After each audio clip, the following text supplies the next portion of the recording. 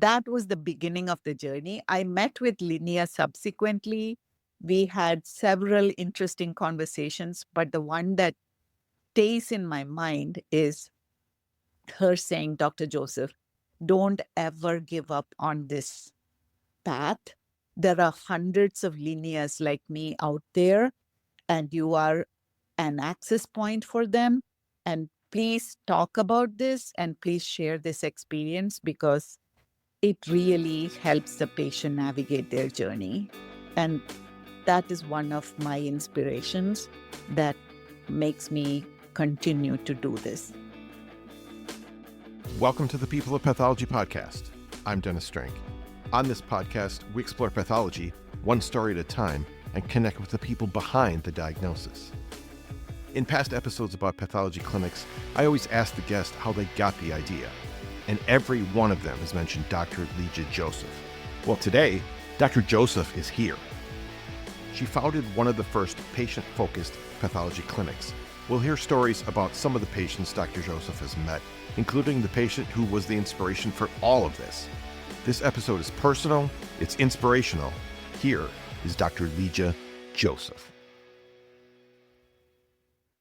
Really an honor to speak with you. This is going to be a very interesting conversation, and I've heard so much about you, so it'll be fun to actually talk to you myself. Thank you so much. Thanks for inviting me to this amazing program. Oh, thank you. Thank you. If you could look back to the start of all of this, what would you say? Was there a point, was there a person, was there some kind of experience you had that was your inspiration for becoming a doctor? For becoming a doctor, I thought we were starting at the pathology clinic. Oh, we're going to go even back farther than that. I don't know if you know, I grew up in India. The medical school pathway is very different in India.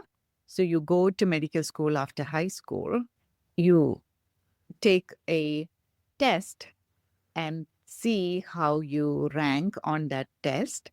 It's called an entrance examination. Based on your rank, you go into various medical schools. The system's a little more complex now. When I was applying, that was the process. What I knew in high school was that I enjoyed math, but not as much as I enjoyed biology. I remember reading deep into chromosomes and genetics, and it was fascinating for me. And then, of course, we had to either choose math and go into engineering path or biology and go into medical school. So it was not a very complex decision. There was a lot of pressure from family that you choose a career path. My mother was brilliant. She got married at 16. So she always encouraged me, you need to have a profession, you need to have a career. And in her family, there were like several generations of physicians, and she really thought it was a very noble one. And that was a guiding force for me as well to go into. Okay, so then how did pathology enter the picture for you? That is completely serendipitous. After finishing medical school, it's the same cycle again. You take another examination, and based on where you rank, you match into your specialty. You can't just say, oh, I want to do pathology and just walk into pathology. You have to go through a selection process again. And I matched into pathology, although my first choice was internal medicine. It was so competitive. I matched into, I think, my third choice. Second was radiology and third was pathology. I had really not much of a clue about how a practicing pathologist would function. All I knew was that, oh, you don't see patients. And that was something that was a hole in my heart that 20 years later, I filled. But at Right. that time, I was like, you know what? Nothing else is happening right now in my life. Might as well go in there and see what it's about. Although we did have pathology classes in medical school, I didn't really see somebody practicing pathology per se. So I went into my residency program and I fell in love with the field. And even to this day, that is what sustains me, because trying to understand what is causing this ailment in a patient and helping that patient navigate that journey, it is extremely fulfilling. You can peer through the microscope, see the inner workings of that patient's body, and then what's thrilling for me is then I can pick up a textbook, go on Google, go to ChatGPT. If I don't know the answer, I have resources that I can access immediately. I don't have to wait for the lab results. I don't have to wait for the MRI. I can look at the cells and I can come up with something in the ballpark of a diagnosis. Or sometimes that it is totally benign. You don't need to worry about it. It's malignant. Let's see how we can help you navigate your journey. So that whole process seems very fulfilling. From then till today, that's what drives me in my core. Okay, I love that. Yeah, you're having an impact on the patient. So speaking of this, you mentioned this at the beginning, as far as having an impact in the patient, you decided to do it more directly now. Yes. And you told this story a little bit because you spoke at Pathology Visions this year. And you said you were inspired to do this from a patient. I believe it was a patient with lung cancer. Can you tell me that story? Yes. Her story, she has actually chronicled, the patient's name is Linnea Olson, and she has story chronicled as blog as well. So Okay. people can go online and search for her name. And I believe it's called Outliving Cancer. That's her blog series. Anyway, she chronicles her journey. I read about her story because she had met with Dr. Michael Misilek, who's a good friend of mine, who's the chief of pathology at Newton Wellesley Hospital. And she met him through social media. We, as our group, we review journals every Friday. What's the current trend? What's happening in pathology? And reading more and more about social media and how patients are connecting with pathologists through social media. And this story came up. And it was almost like a challenge because the patient lived in Lowell and drove all the way to Newton. And I said, this can't be happening. If the patient lives in Lowell and patient wants to see their pathology or any pathology, they should come to us at Lowell General. So that was the beginning of the journey. I met with Linnea subsequently. We had several interesting conversations, but the one that stays in my mind is her saying, Dr. Joseph, don't ever give up on this path. There are hundreds of Linneas like me out there, and you are an access point for them. And please talk about this and please share this experience because it really helps the patient navigate their journey. And that is one of my inspirations that makes me continue to do this. Okay, that's a really powerful story. I have to say, I mean, I've done a few episodes so far on the pathology clinic kind of idea topic, and every single person, when I've asked them, how'd you come up with this idea? They say, well, I read a paper by Dr. Lija Joseph. I talked to Dr. Lija Joseph. Like everyone says, you were kind of the starting point of this. How does that feel? Honestly, this is really not about me. Dr. Rosai Ackerman had met with patients. Uh, there are so many anecdotal evidence of people meeting with pathologists meeting with patients exist. All I Uh-huh. did was formalize the process because I had connections and I guess I had some sort of a business sense that if I don't make this into something that is sustainable, it will just be Dr. Joseph's dog and pony show. I Uh, really knew right from the beginning that I needed to make this reproducible in whichever way possible in organizations around the world, not just in the US. So I needed to formalize a step by step process. And I know pathologists are very scientifically oriented. So we needed to publish a few papers at least that patients love this program.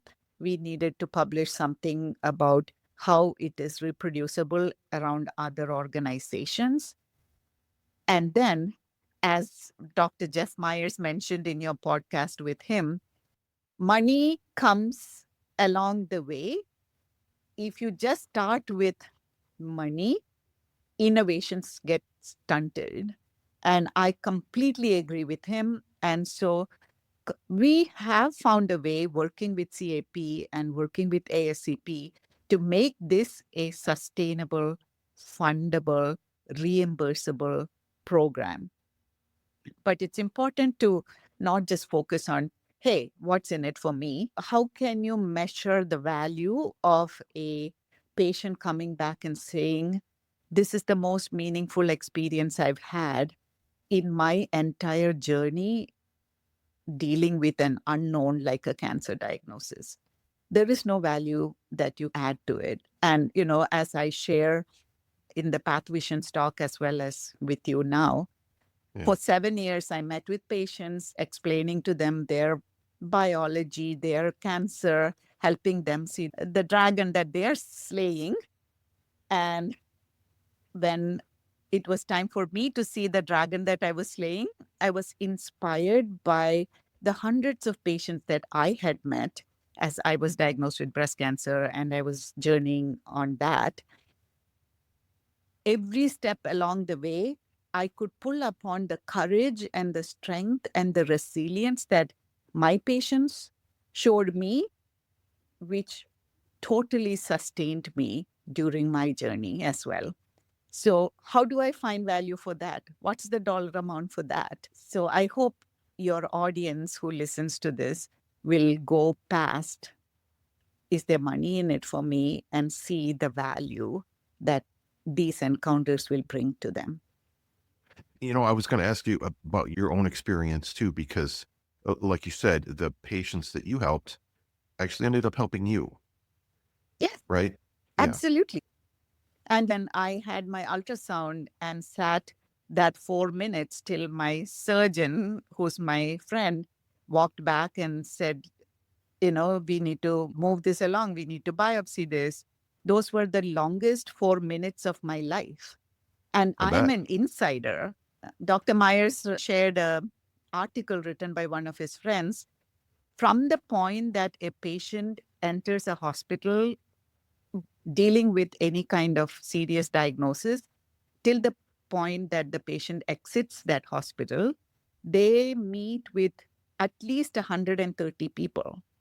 And these are 130 strangers that are now helping that patient navigate a most vulnerable moment of their life. And I try to keep track, and it is quite a number of people, including the 3 different people who will push you on the wheelchair and so on and so forth.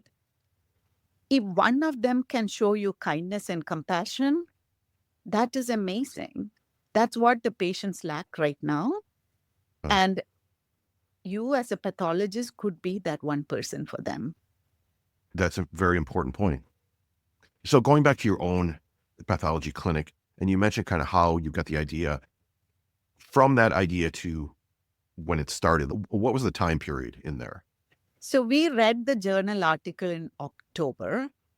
And then in January, we had one of the social media experts in our hospital at Lowell, Dr. Matt, radiation oncologist, Okay. Matt Katz, who came and spoke to our department meeting in January. And the first patient came in March. So I want to say October, November, December, January. 6 months. About 6 months. Yeah. That seems pretty quick. So it sounds like radiology was on board. Radiation oncology does, get past the fear. Okay. And he said, Lija, these patients just want to speak with you and understand what's going on. The first 100 patients, I met with them because the program was just getting started. Initially, the patients would come to the pathology department. So March of 2017, the patients would come to the pathology department. We would create a HIPAA compliant space for them. We would sit at a multi-headed microscope. The earlier patients looked through the microscope, but then we hooked it up to a computer screen. So eventually, COVID hit, and by then we had actually formalized the clinic, and it is just like any other clinic, cardiology clinic, oncology clinic, pathology clinic. We are in a direct patient access space. And it actually worked out because COVID precautions were already established in that space. So we could just show up and do what we needed to do. We didn't need to have any additional safety precautions in the lab. So how long did it take? You started the clinic, and how long did it take before you went, you know what, there really is something to this. This really is a great idea. You know what I mean? It took a good 2 or 3 years before it fully took Oh, root. And that okay. is when I speak about it, that's what my colleagues tell me is it will take time because it's a concept that your oncologists are not comfortable with. It is a new service line, so to speak, that their hospital has to be on board. The executive C-suite has to be on board. So Yeah. it did take 2 or 3 years for it to fully launch. And some of the interesting stories along the way would be the information desk not knowing who's Dr. Joseph. There is no Dr. Joseph. When they pull down their list of providers or Okay. clinics, there is no Dr. Joseph there. So, they wouldn't know where to go. The security people wouldn't know. I don't know where that is. I don't know where pathology is. So honestly, it brought visibility. And an interesting side story, when the patients were coming to the lab, the hospital has certain areas where there are water coolers. And the Okay. deal was that anywhere there is patient traffic, there would be like the water coolers available for patients to access water. So pathology, the lab areas never had a water cooler. So when the patients started coming to see their biopsies, we campaigned and we said, "Hey, this is a patient traffic area too. We need a water cooler." Uh, And the hospital was compliant and gave us a water cooler. And then, now we have a clinic in the clinic space, but the water cooler stayed. So nice. especially the second shift and the third shift team is extremely happy that we have the water cooler, the most famous water cooler in the lab. They should water cooler after you.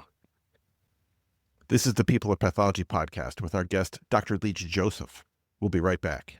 When it comes to cancer staging, one of the most important parts is finding all of the lymph nodes.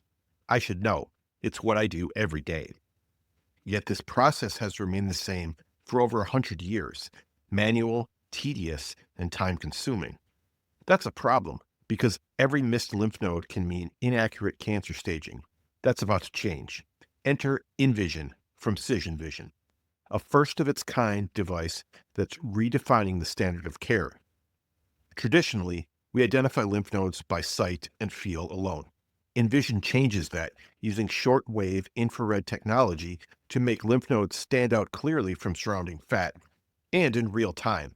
In its first 104-patient study published in the Journal of Clinical Pathology, InVision helped increase lymph node counts in 86% of cases and even upstaged 4% of patients from N0 to N1. I personally contributed to the study, and let me tell you, seeing the technology's impact firsthand was amazing. It's time to invest in grossing innovations that improve patient care. So, how is your lab approaching innovation in grossing? Book a demo at demo.cisionvision.com and start seeing lymph nodes like never before. Are you thinking about applying to a pathologist assistance program and feeling a little lost? That's why I created the Path to PathA, your PA school application blueprint. This is a step-by-step prep course that gives you everything you need for a strong application. From finding shadowing to writing a standout personal statement to prepping for interviews, this course was made to help you feel informed, confident, and ready. Visit www.thepathtopatha.com to join the mailing list. You'll be the first to hear when the course launches. Your path starts here. Now for the rest of my conversation with Dr. Lija Joseph on the People of Pathology podcast. I mentioned Linny towards the beginning. I wonder, are there any other really memorable patient experience that you can talk about throughout the process? I have hundreds of stories. I can talk about a few of them that come to me now. There are so many in my mind. Sure.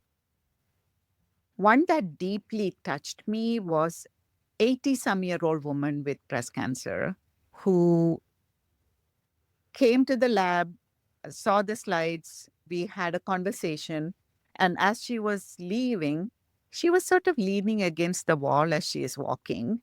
And I said, "Are you okay?" I usually walk with them to the exit because often this was early on in the program when they were actually coming to the pathology department. Okay. So they wouldn't know the exit. So I would walk with them and get them to the front desk. So she said, "You know what? I think I need to get a wheelchair." And we got her a wheelchair and got her to the front desk. And as we were walking with her, she said, "I am just so proud of you. I really wanted to meet with you because a program like this was never accessible to me when I was growing up. And I just had my chemo and I didn't want to come a second time because I have trouble with my transportation team. But I really wanted to meet with you and wanted to encourage you, both as a woman, as a physician, as an immigrant, all of these identities that you have, the courage that it took for you to do this is amazing. And I really wanted to applaud you.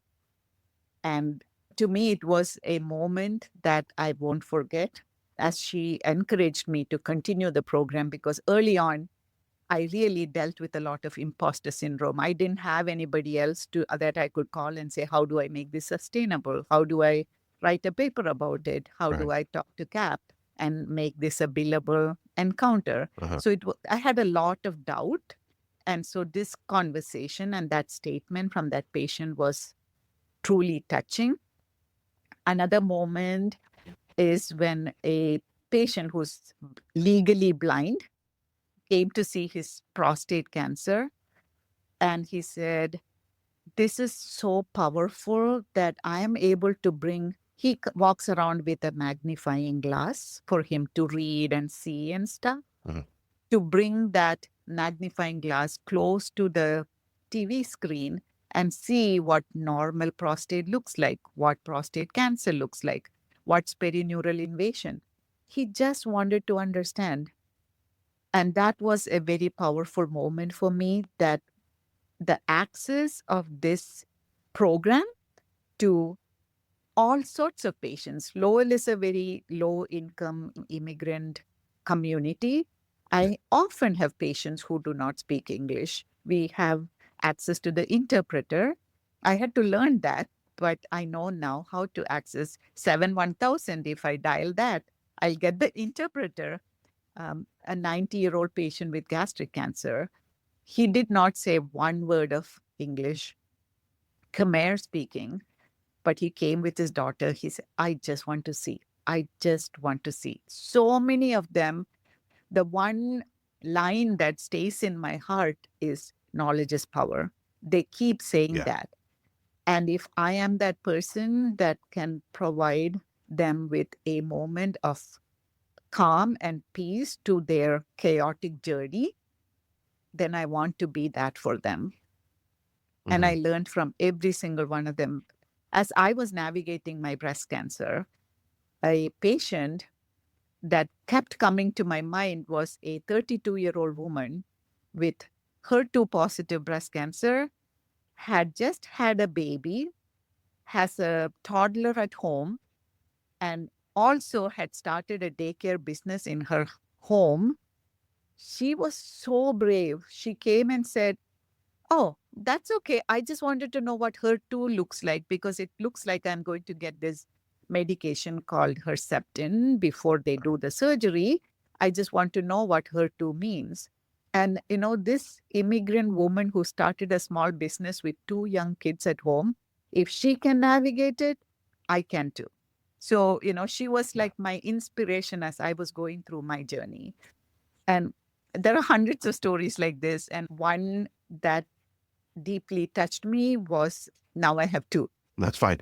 A patient who came and she had widespread DCIS.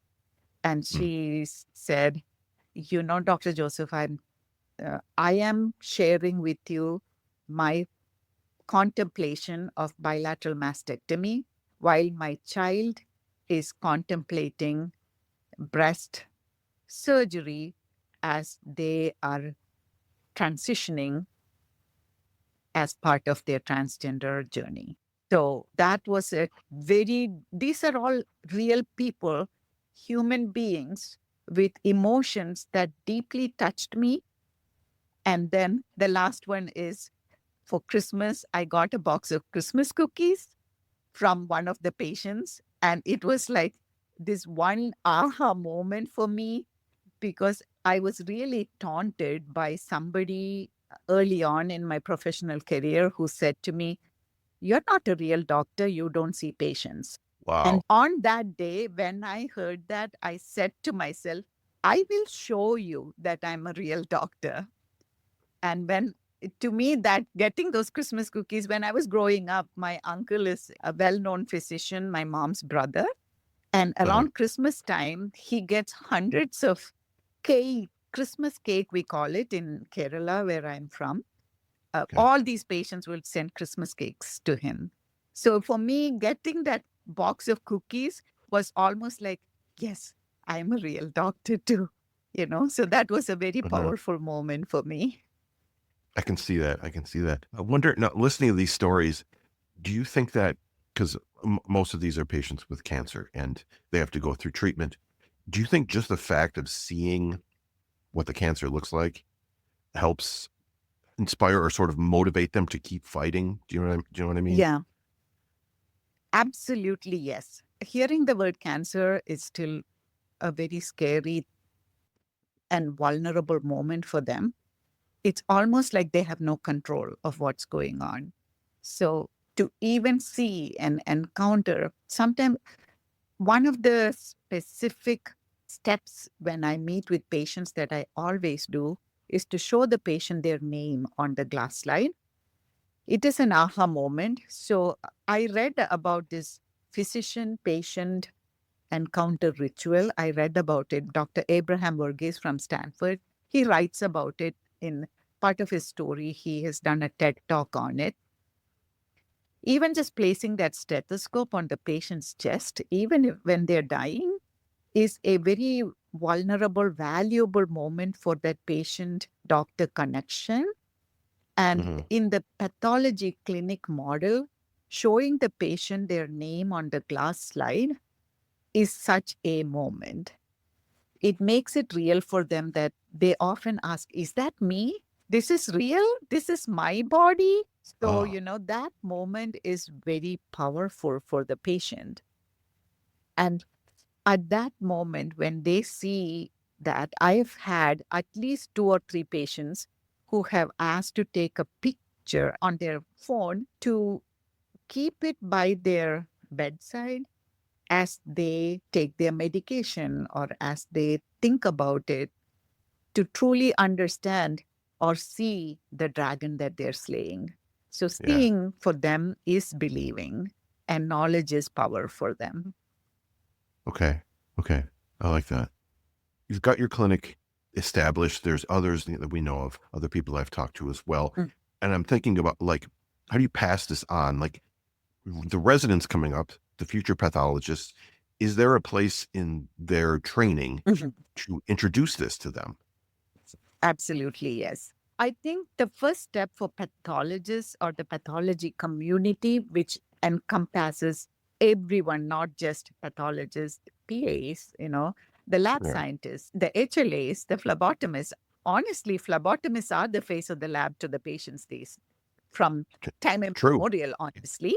All of us have a stake in this game. And I think that there is definitely a role for normalizing this. When I was at the DPA meeting, there was conversations that stated pathology per se is a analysis algorithm based specialty.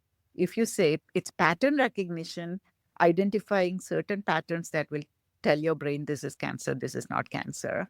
So Yeah. as AI models and other strategies recognize patterns, sometimes patterns between tissue, the tumor cells and the stroma, and other patterns that maybe the human eye has not yet learned.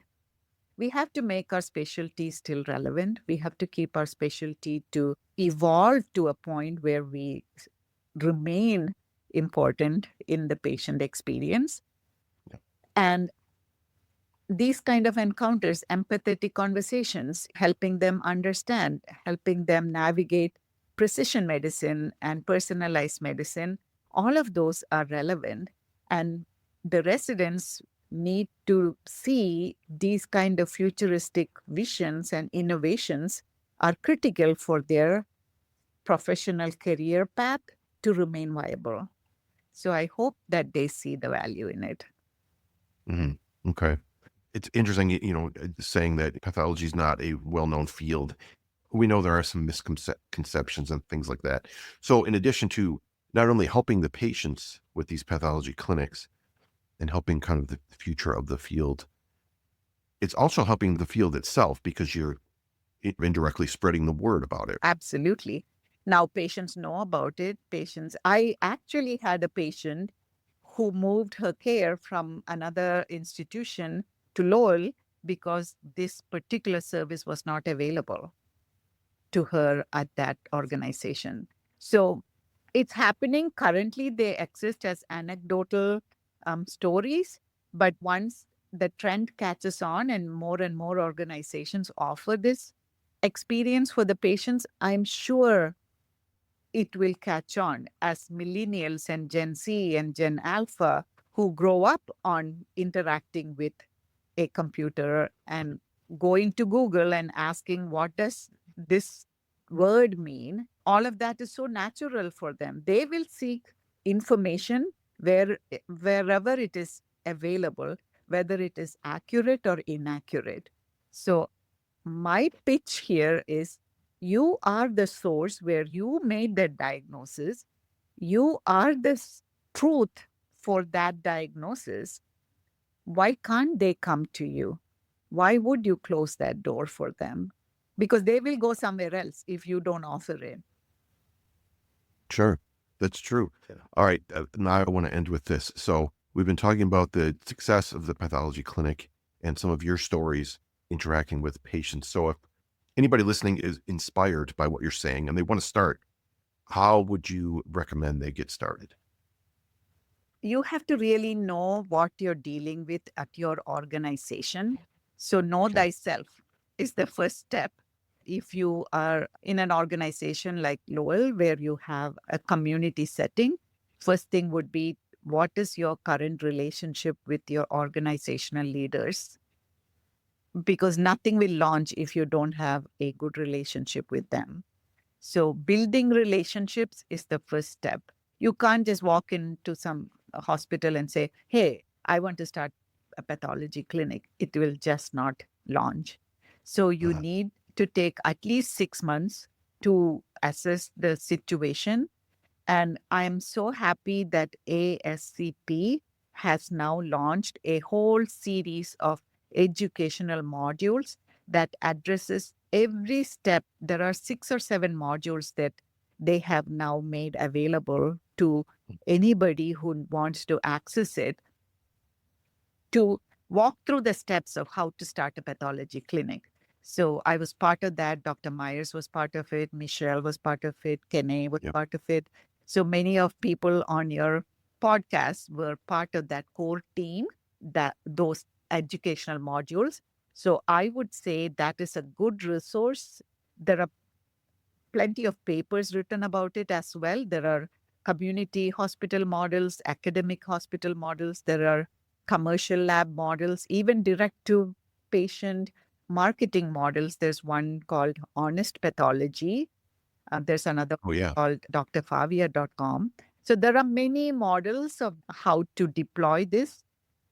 But I would say the most comprehensive one that is now out is published by ASCP. Okay. Okay. And I will link to that resource in the show notes and some of the other ones that you mentioned too. Yeah, I think they're really valuable and they're really going to help this, can we call it a movement, grow? I hope so. Okay. Dr. Joseph, this has been a really fascinating conversation. It's been amazing to speak with you. So, Dr. Lija Joseph, thank you so much. Thank you, Dennis. If you're looking for another episode of the People of Pathology podcast to check out after this one, here's a clip from my interview with Dr. Jeff Myers as he talks about his experience with starting a patient pathology clinic. Because the thing that I heard the most, every group, because I went to all of them, was patients need to stay at the center of everything we do. And I would not have predicted that message, I'll be honest. We heard some other important messages that we distilled down to 6 themes after we had completed and digested all of the meetings. And at our next quarterly quality meeting, we fed those themes back and asked, did we hear you? And the response was, you did. But we don't even get where to start. So we used the analogy of walking on a bridge while you build it and said, we'll do this in baby steps, little projects to chip away at all of the work that needs to be done. They were projects like a pathology clinic in our multidisciplinary weekly lymphoma clinic that was run by Lauren Smith, one of our hematopathologists. The oncologists loved it so much that before we knew how to sustain it, they had a video on their webpage. You can hear more from Dr. Jeff Myers in episode 212. Okay, big thanks to Dr. Lija Joseph. Amazing, right? We heard about Dr. Joseph's early path into medicine, shaped by curiosity, family influence, and the unique structure of medical education in India.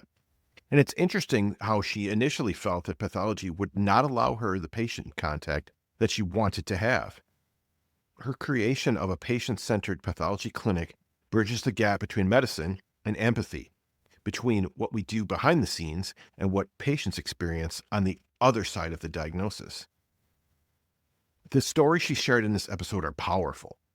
There's the elderly woman who made a determined trip to the clinic to meet Dr. Joseph in person. Her encouragement serving as a reminder of the mutual connection between physician and patient. And the visually impaired man using a magnifying glass to see his own cancer slides. A simple but profound act that captures what empowerment in pathology truly looks like.